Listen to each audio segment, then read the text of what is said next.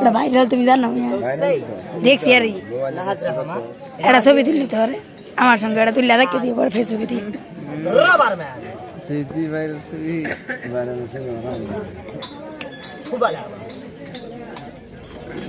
শহীদুল ভাই দিলাম এটা তোমার টাকা নাও শহীদুল ভাই আরেকদিন রাখবো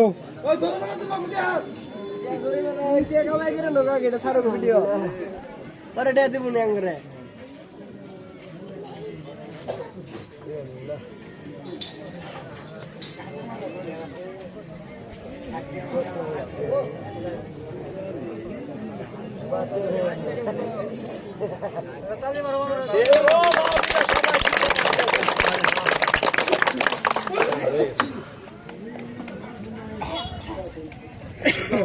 মামা বলছো